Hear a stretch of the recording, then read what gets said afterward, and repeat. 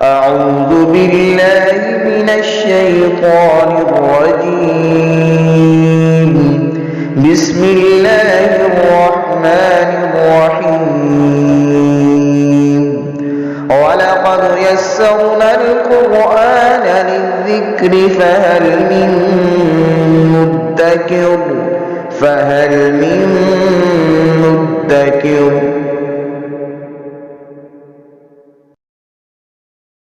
بسم اللہ الرحمن الرحیم۔ سورہ آل عمران کی 87 نمبر آیہ مقدسہ ہے اور تیسرے پارے کا آج کا ہمارا آخری درس ہے۔ اعوذ باللہ من الشیطان الرجیم، بسم اللہ الرحمن الرحیم۔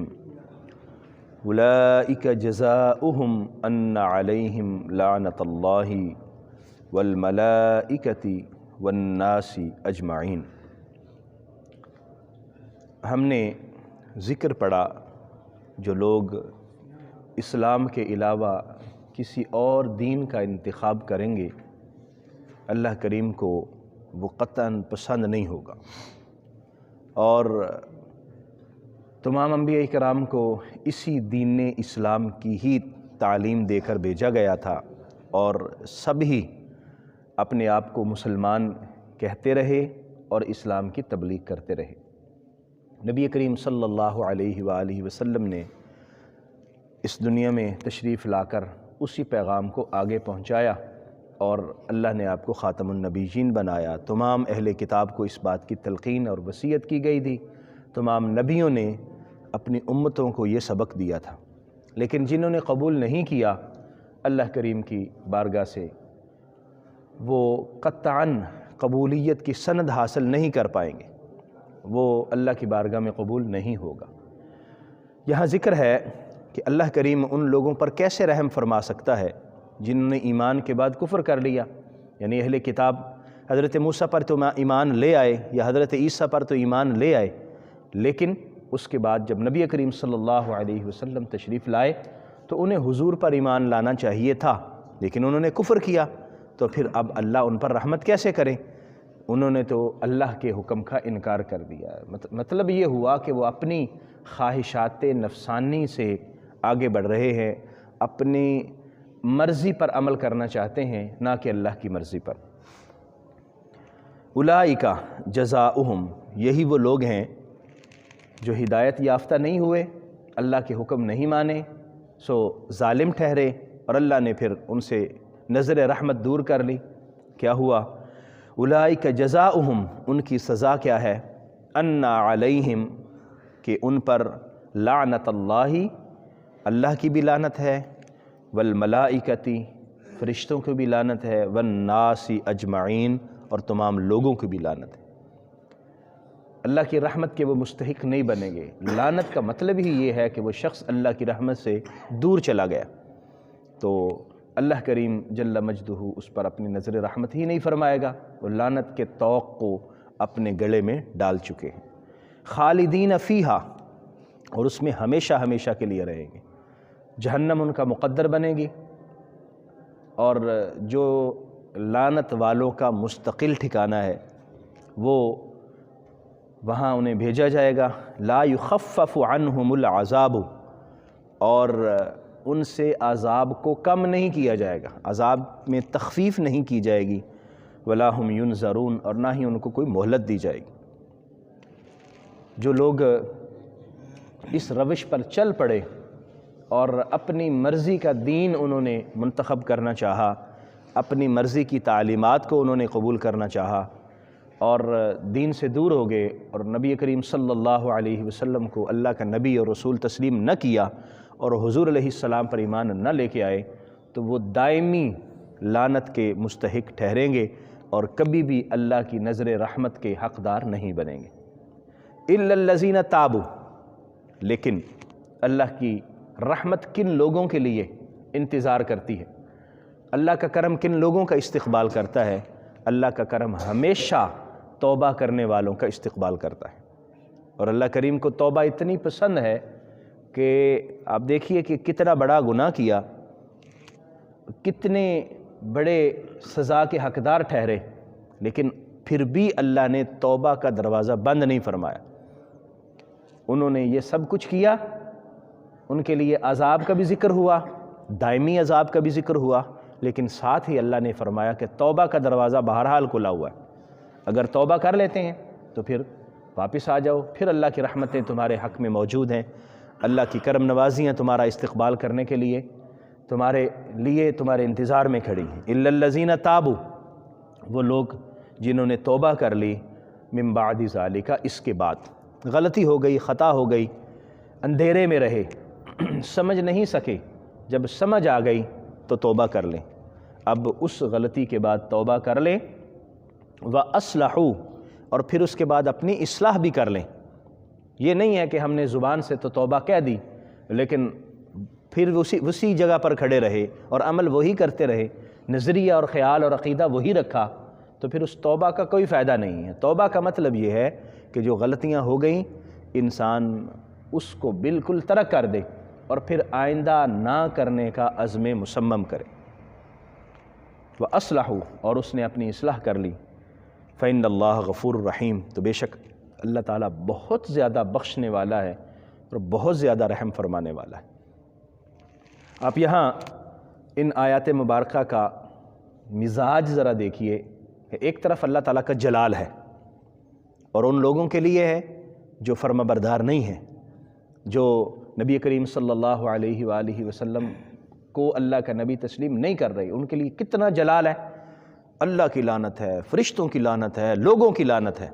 یہ اللہ جل مجدہ الکریم نے اپنا جلال ان کو اور اپنی صفت جباریت اور قہاریت ان کے سامنے رکھی، لیکن دوسری طرف اللہ کا غفور الرحیم ہونا بھی ساتھ ہی بتا دیا کہ یہ نہ سمجھو کہ اللہ کریم کی صفات جلال اور اللہ کریم کا غضب اور اللہ کریم کی قہاریت ہی ہمیشہ سامنے رہتی ہے، نہیں، اللہ کریم غفور الرحیم بھی ہے، بس جو جھک جائے اللہ کریم کی رحمتیں اس کے لیے موجود ہیں، توبہ کر رہے ہیں۔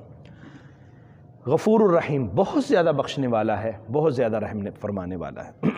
اس کے بعد پھر ان لوگوں کا ذکر کیا جا رہا ہے جنہوں نے ایمان کے بعد کفر کو اختیار کیا اور توبہ بھی کر لی لیکن پھر کفر کی طرف چلے گئے یا رہے ہی کفر میں، اللہ کریم ان کے لیے کوئی نرمی نہیں فرمائے گا۔ عام طور پر ہمیں سننے کو یہ ملتا ہے اے ساری اللہ دی مخلوق ہے، اے ساری بخشی جانی ہے، ایسا نہیں ہے، اللہ کا نظام عدل ہے، اللہ نے بھی کچھ چیزیں طے فرمائی ہوئی ہیں اور وہ نظام اسی کے مطابق چلتا ہے۔ اللہ تعالیٰ نے انسان کی بخشش اور مغفرت کے لیے اور جنت کی نعمتوں کے حصول کے لیے ایمان کو بنیادی شرط قرار دیا ہے۔ ایک شخص ہے ساری عمر نیک عمل کر رہا ہے، ساری عمر اس نے اللہ کی اطاعت اور فرما برداری کی، یعنی وہ کام کیے جو اللہ کی اطاعت اور فرما برداری والے ہیں، لیکن ایمان نہیں لے کے آیا، صرف ایمان نہیں ہے، مانتا نہیں ہے، انبیاء کرام کو نہیں مانتا، نبی کریم صلی اللہ علیہ وسلم کو نہیں مانتا، ٹھیک ہے، یا باقی کام تو کر رہا ہے، جب تک ایمان اس کے پاس موجود نہیں ہوگا، عقیدہ اس کا ٹھیک نہیں ہوگا، اس وقت تک اس کا نیک عمل اس کو کوئی فائدہ نہیں دے گا۔ اس لیے کفر یا کافر جتنے بھی نیک عمل کرتے رہیں، دنیا میں اس کو دنیا کے معاملات میں فائدہ ہو سکتا ہے لیکن اخروی معاملات میں اس کا فائدہ نہیں ہوگا، آخرت میں اس کو کوئی اس کا بینیفٹ نہیں ملے گا۔ ان الذین کفروا، بے شک وہ لوگ جنہوں نے کفر کیا، بعد ایمانہم، اپنی ایمان لانے کے بعد، ثم ازدادوا کفرا، اور پھر کفر میں بڑھتے ہی چلے گئے اور زیادہ زیادتی ہوتی چلے گی۔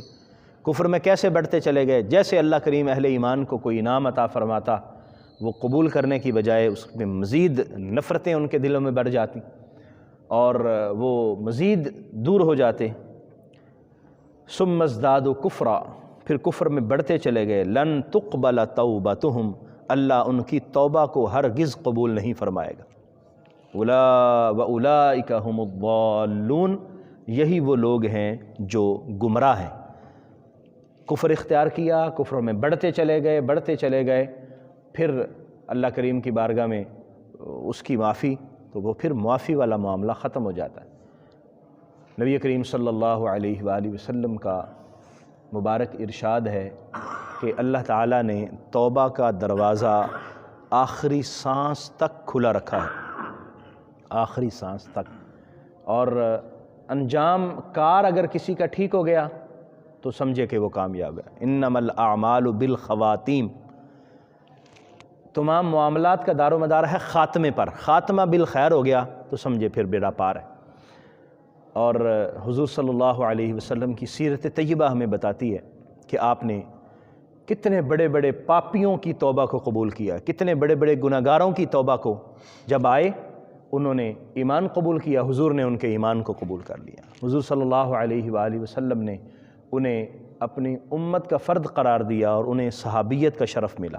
دیکھیے کتنے لوگ ہیں جو غزوہ بدر میں پہلے فتح مکہ کے اندر حضور کے مکہ کے ایام میں حضور علیہ السلام کو پریشان کرتے رہے، آپ سے نفرت کرتے رہے، لڑائیاں کرتے رہے۔ حضور مدینہ طیبہ چلے گئے، انہوں نے لڑائیاں کی، غزوہ بدر میں حضور کے خلاف تھے، احد میں حضور کے خلاف، خندق میں حضور کے خلاف، صلح حدیبیہ کے موقع پر بھی حضور کے خلاف۔ جب فتح مکہ ہوا اللہ نے ان کو ایمان کی توفیق دی، وہ حضور صلی اللہ علیہ وسلم کی خدمت میں حاضر ہو کر ایمان قبول کر لیتے ہیں۔ ابو سفیان اس کی بہت بڑی مثال ہے۔ ہندا جنہوں نے حضرت امیر حمزہ کا کلیجہ نکال کے چبا لیا تھا، ان کو شہید کروایا تھا، نبی کریم صلی اللہ علیہ وسلم نے ان کے ایمان کو قبول کر لیا۔ انسان سے غلطیاں خطائیں جتنی بڑی بڑی بھی ہو گئی ہیں، سچے دل سے توبہ کر لے، اللہ توبہ کو قبول فرماتا ہے۔ لیکن جو کفر میں بڑھتا ہی چلا جاتا ہے اور پھر چاہتا ہے کہ میں اب آخر میں جا کے بالکل جب سانس بھی ختم ہو رہا ہے تو توبہ کر رہا ہے، تو اس وقت پھر توبہ کی قبولیت نہیں ہوتی۔ ان الذین کفروا، بے شک وہ لوگ جنہوں نے کفر کیا، وماتوا وہم کفار، اور کفر کی حالت میں ہی مر گئے۔ یہ وہ بنیادی چیز ہے جو ذہن میں رکھنی چاہیے۔ کفر کی حالت میں مر گئے، کافر رہے، کفر کی حالت میں مر گئے، توبہ نہیں کی، فَلَن يُقْبَلَ مِنْ أَحَدِهِمْ مِلْءُ الْأَرْضِ ذَهَبًا وَلَا وِافْتَدَىٰ بِهِ، ان میں سے کسی ایک شخص سے بھی قبول نہیں کیا جائے گا پوری زمین کے برابر سونا فدیہ میں بھی دے دے تو، پوری زمین جتنی زمین ہے اتنا زیادہ سونا بھی اگر فدیے میں، جرمانے میں، معاوضے کے طور پر دے دے اور کہے کہ مجھے بخش دیا جائے، فرمایا اس کو بخشا نہیں جائے گا۔ آپ اندازہ لگائیے کہ پوری دنیا کی یعنی زمین بھرا ہوا سونا کتنی زیادہ مالیت والا ہوگا، لیکن اس سونے سے کہیں بڑھ کر لا الہ الا اللہ محمد الرسول اللہ کی قیمت ہے۔ سونا اتنا قیمتی نہیں ہے جتنی قیمت کلمہ طیبہ کی ہے، کلمہ توحید کی ہے اور ایمان لانے کی قیمت ہے۔ اس کا مطلب یہ ہوا کہ اللہ کی بارگاہ میں یہ ظاہری طور پر مال و دولت اس کی کوئی حیثیت بھی نہیں ہے، اللہ کی بارگاہ میں حیثیت ہے ایمان کی، اللہ کی بارگاہ میں حیثیت ہے اطاعت اور فرما برداری کی۔ اولئک لہم عذاب علیم، یہی وہ لوگ ہوں گے جن کے لیے دردناک عذاب ہے۔ وما لہم من ناصرین، اور ان کا کوئی مددگار بھی نہیں ہوگا۔ دنیا میں جن کی وہ پوجا کرتے رہے، جن بتوں کو سجدے کرتے رہے، یا جن بڑوں کی بات مان کے ایمان سے دور رہے، اگر وہ یہ سمجھتے ہیں کہ قیامت کے دن ہمارے لیے یہ فائدہ بخش ہوں گے یا ہماری کو مدد اور نصرت کر سکیں گے، تو یہ ذہن میں رکھ لیں کہ کوئی وہاں مدد اور نصرت کرنے والا نہیں ہوگا۔ وہاں جھنڈا لہرائے گا نبی کریم صلی اللہ علیہ وسلم کا، اور جو اس جھنڈے تھلے آ جائے گا، اس جھنڈے کے نیچے آنے کی سعادت حاصل کر لے گا، اللہ کی رحمتوں کا حقدار بن جائے گا، اور جھنڈے کے تلے وہی آئے گا جسے ایمان کی دولت نصیب ہوئی۔ اللہ کریم ہم سب کو توفیق عطا فرمائے۔ ان آیات مقدسہ سے ہمیں یہ علم ہوا کہ اللہ کریم کبھی بھی ان لوگوں کی طرف نظر کرم نہیں فرمائے گا جو ایمان والے نہیں ہیں، اور اگر کسی سے غلطی ہو جاتی ہے، کوتاہی ہو جاتی ہے، توبہ کر لیں، اللہ کریم توبہ کو قبول فرماتا ہے اور معاف فرما دیتا ہے۔ لیکن اگر کسی نے توبہ بھی نہیں کی، کفر کی زندگی گزاری اور ساری عمر کفر میں رہا، اگر وہ یہ چاہے کہ وہ کوئی بھی معاوضہ دے کر، کتنا بھی بھلا قیمتی معاوضہ دے کر وہ بچ جائے اور اس کی بخشش و مغفرت ہو جائے، تو ایسا ممکن نہیں ہے۔ اللہ کریم ہمیں سمجھنے کی، عمل کی توفیق عطا فرمائے۔ آمین۔ وآخر دعوایا ان الحمد للہ رب العالمین۔